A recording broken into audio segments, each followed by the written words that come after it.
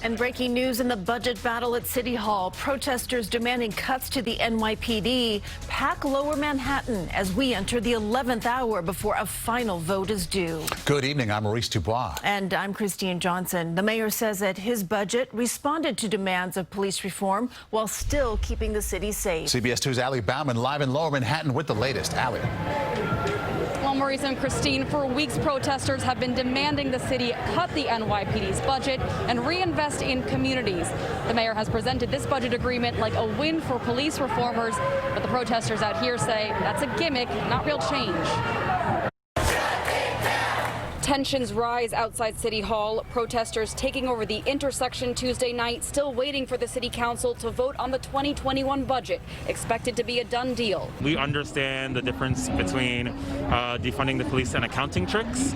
It's Mayor de Blasio's first budget that cuts the NYPD's funding since he took office. More than $400 million will be cut from the NYPD's budget, with that money earmarked for summer youth programs, education, and family and social services. And more than $500 million in capital will be shifted from the NYPD to youth recreation centers and expanding broadband in NYCHA houses. The NYPD's July class with over 1,100 recruits is canceled. Crossing guards, school safety, and homeless outreach are shifted out of the NYPD to other agencies, and overtime will be reduced. $1 billion is shifted away from the NYPD in a variety of manners. Not so, says protesters who have been demanding cuts to the NYPD's $6 billion spending in favor of education and social services to address the root of what drives people to crime.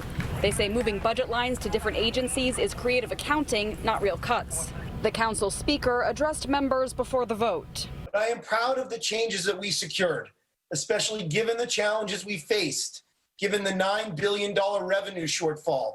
I do wish we had done more to cut the NYPD. To everyone who is disappointed, I know that there are many, I'm disappointed as well. I wanted us to go deeper. I wanted us to take larger headcount reductions. I wanted a true hiring freeze. I wanted us to cancel additional classes.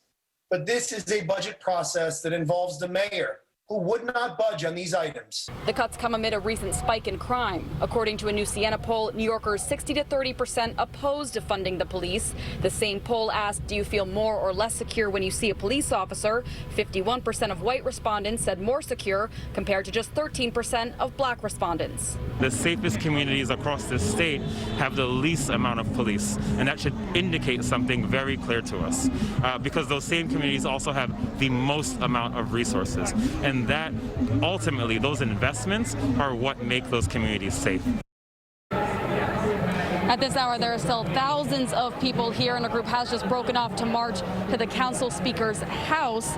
Some of the organizers out here have said that they expect some people will continue occupying this space in protest, but they believe some people here will fight for police reform, continue to fight for police reform in other ways. We're live from Lower Manhattan. Allie Bauman, CBS 2 News. Okay, Allie, thank you. Again, the mayor's $88 billion budget includes cuts across the board, 5 to 7% for every agency. That includes the Department of Education, which will lose approximately $800 million. The mayor says those cuts will not be felt in the classroom.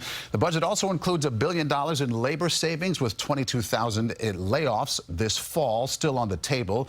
Budget isn't all bad news, though. The mayor did agree to restore approximately $700 million in the council's discretionary spending for nonprofits that provide safety net services like food pantries and domestic violence and cultural programs.